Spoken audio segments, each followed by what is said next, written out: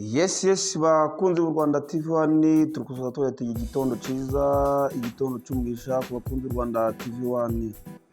Tukuza tubakurikira abadukurikirana bari hirya no hino mu karere ka Musanze, abadukurikirana bari hirya no hino mu karere ka Burera, abadukurikirana bari mu ntara y'Uburengerazuba, mu ntara y'Amajepfo, abadukurikirana bari mu ntara y'Uburasirazuba ndetse no mu mujyi wa Kigali. Twagete amahoro y'Imana nabane namwe. Makanya tujye kuza amakuru y'imikino y'umwaka tuza kwibanda muri shampiyona y'u Rwanda, aho uyu munsi haraza kuba umukino ukomeye cyane muri derby y'imisozi igihumbi, ariho APRFC iraza kwakirana ikipe ya Rayon Sports, aho amakipe yose yambariye inkindi nta mikino hagati y'ikipe ya APRFC ndetse na Rayon Sports. Tuza kwakira kubabwira ku mukino waraye ubaye wa AS Kigali ndetse na Police Football Club Rwanda, nawo turaza kubabwira uko byagenze. Turaza no kubabwira 11 baraza kubanzamo hagati y'amakipe yombi, hagati y'ikipe ya APRFC ndetse n'ikipe ya Rayon Sports. Turaza kubabwira n'ibyaranze igikombe cy'isi cy'abanyamaguru y'imyaka 17 kiri kubera mu gihugu cya Qatar, amakipe akomeje kwihanangiriza andi, nabyo turaza kubivugaho. Turaza kubabwira muri shampiyona yo ku mugabane w'Uburayi uburyo amakipe araza gukomeza uyu munsi ndetse n'arayakinnye. Byose turaza kubivugaho kugira ngo abakunzi b'u Rwanda TV1 kuko babisezeranyije babashe kubona amakuru yizewe kandi nyayo. Dukomeye gusubiza abadukurikirana bari hirya no hino, hari abadukurikirana bari muri Finland, muri Polonye, hari abadukurikirana bari hirya no hino muri Aziya. Abo tuvuga ati amahoro y'Imana nakomeze abane namwe. Kuko twabibabwiye rero uyu munsi n'ejo shampiyona yaje gukomeza, aho ikipe ya Police Football Club noneho yaje gukisikira iza kunganya ubusa ku busa n'ikipe ya AS Kigali, ubwo AS Kigali yakiriye kuri Kigali Pele Stadium. Uyu munsi nabwo imikino ikaza gukomeza, aho ikipe ya APRFC iraza kwakira Rayon Sports ku saa 9, AS Muhanga na Marine Football Club Gisenyi nibwo ku saa 9 baraza kwambikana. Ikipe ya Tense ndetse na Rutsiro nabwo ku saa 9 nabwo haraza kuba umukino. Gorilla Football Club na Magaju Football Club ku saa 9 nabyo baza kwakirana. Mukura Victory Response na Gasogi United ku saa 9 nabyo biraza kwambikana. Musanze Football Club na Gicumbi nabyo bizaza gukina ku saa 9. Akaba ari amakipe nayo yo mu Rwanda bafashe gushira kuri saha imwe kubera ikibazo ca APRFC ndetse na Rayon Sports kugira ngo imikino yose izabire rimwe. Nshuti bakunze u Rwanda TV1 rero, amakipe hagati ya APRFC na Rayon Sports derby ikomeye cyane mu migwi y'isi igihumbi, aho abanyamahanga haba muri Rwanda, muri Tanzania, muri Kenya ndetse za Uganda n'ibindi bihugu bitandukanye aba ari umukino biteguye kureba. Ubu rwose abafana bakaba babukereye hagati ya APRFC na Rayon Sports baturutse mu ntara zitandukanye y'u Rwanda.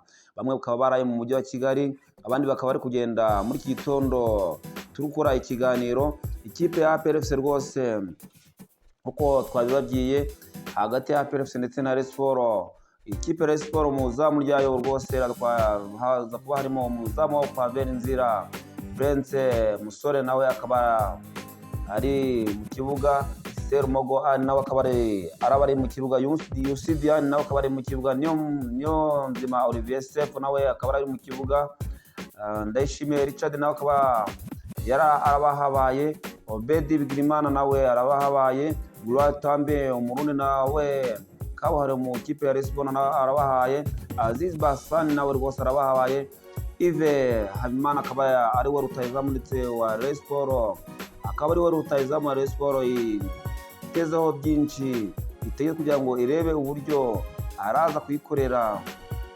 ayishimisha cyangwa se ayereka yuko nayo ari ikipe ikomeye cyane mu gihugu cy'u Rwanda.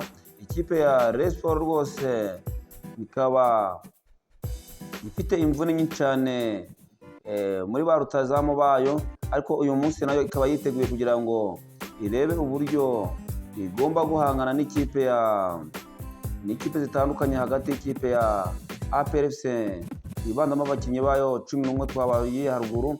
N'izamu rya APRFC nayo haraba harimo nayo Ishimwe Jean Pierre, Kaza Clement Yunusu, niyo mugabo Claude Kagege nawe akaba arimo, Sekigana nawe akaba arimo wari warahawe ikarita y'umutuku, David nawe akaba arimo, Yusufu nawe akaba arimo, Ruboneka Jean Bosco nawe akaba arimo, Kiwanuka ndetse na Lamed nabo bose bakaba bari mu kibuga cya APR FC rwose, hagati ya APR FC ndetse na Rayon Sports.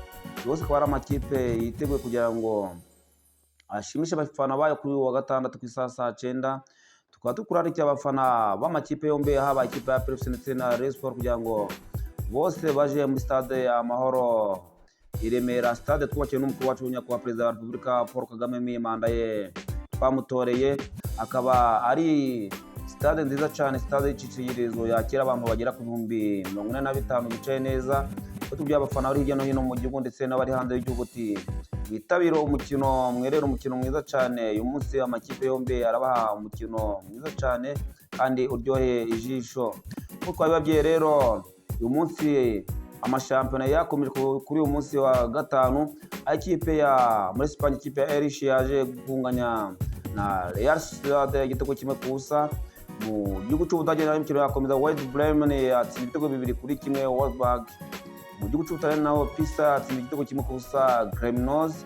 Mu gihugu cy'Ubufaransa Paris FC yatsinzwe na Rennes igitego kimwe ku busa. Aho mu mashampiyona atandukanye rwose byari ibintu byiza cyane hagati y'amakipe atandukanye.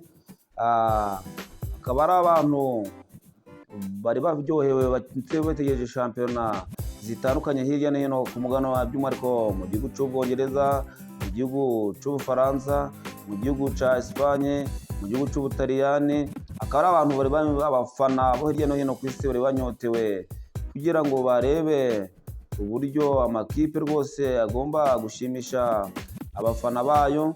Inshuti bakunze u Rwanda rwose, tugaya tunyaboneka mudukurire subscribe, share ndetse na comment kugira ngo Rwanda TV rukomeze kwaguka, rukomeze kubashimisha, rukomeze rwose kubagezaho amakuru nyayo kandi yizewe, kugira ngo tumenye amakuru. Nuko mugomba kutwandikira comment kugira ngo turebe ibyo tugomba guhindura mu muyoboro w'u Rwanda TV1. Inshuti bakunze u Rwanda TV1 rero, kuko twabibabwiye, u Rwanda TV1 kugira ngo rubeho ni mwewe mugomba kurubeshaho, mudukorera share, mugatanga comment kugira ngo u Rwanda TV1 rukomeze kwaguka. Kuko twabibabwiye rero, muri akanya tugiye kubagezaho uburyo rwose uyu munsi naho imikino iraza gukomeza mu gihugu cy'Ubwongereza ndetse no mu bindi bihugu bitandukanye. Aho mu gihugu cy'Ubwongereza uyu munsi Tottenham Hotspur iraza gukina Manchester United. Ikipe ya Everton ku isaha saa 8 umukino uraza kuba ku isaha ya saa 11. Everton iraza gukina Fulham, West Ham United iraza gukina Burnley, Sunderland iraza gukina Arsenal, Chelsea na Wolves. Mu gihugu cya Espagne Girona iraza gukina Deportivo Alaves. Sevilla ku isaha saa 11:15 iraza gukina na Osasuna. Ku isaha saa 8:30 Atletico Madrid na Levante. Ku isaha saa 4 ikipe ya Espanyol na Villarreal nabyo biza gukina. Mu gihugu cy'Ubudage Bayern Leverkusen iraza gukina na Werder Bremen. Hamburg Sevilla gukina na Borussia Dortmund ku isaha saa 10:30. Ku isaha saa 10:30 nanone Hoffenheim gukina na RB Leipzig. Union Berlin gukina na Bayern Munich. Borussia Dortmund gukina na FC Cologne. Mu gihugu cy'Ubutaliyani naho shampiyona n'umunsi iraza gukomeza, aho ikipe ya Camoni 1907 gukina na Cagliari. Ku isaha saa 10, isaha saa 10 gukina na Hello Verona. Ku isaha saa 1 nanone Juventus na Torino gukina. Saa 3:40 ikipe ya Parma na AS Milan gukina nabyo.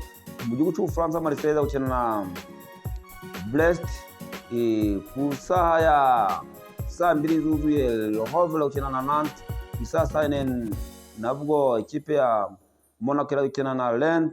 Akaba lama kipe rwose araba ameze neza hagati yayo mu shampiyona. Umunsi bakunze b'amashampiyona atandukanye bakaza kuryoherwa.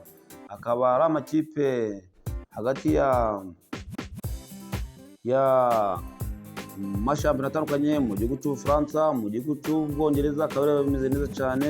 Tukaba tuvuga ati nyamuneka muri gitondo nshuti z'u Rwanda TV 1 mudukore subscribe, share ndetse na comment kugira ngo u Rwanda rwaguke, turabakunda cyane.